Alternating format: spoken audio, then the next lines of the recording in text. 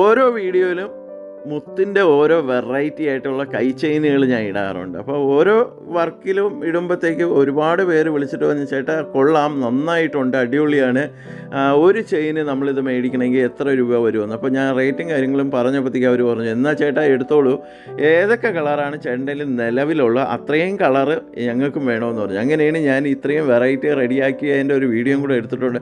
നമ്മൾ ഇതിനു മുമ്പ് ഇതുപോലെയുള്ള വെറൈറ്റിയും കാര്യങ്ങളും എല്ലാം റെഡിയാക്കി എടുത്തിട്ടുണ്ട്, വീഡിയോ പോസ്റ്റ് ചെയ്തിട്ടെല്ലാം ഉണ്ട്. പക്ഷേ ഇത് ഇത്രയും ബൾക്കായിട്ട് ഒരു ഓർഡർ കിട്ടുമ്പോഴേ നമ്മളത് ചെയ്യാതെ ഇരിക്കുന്നത് ശരിയല്ല.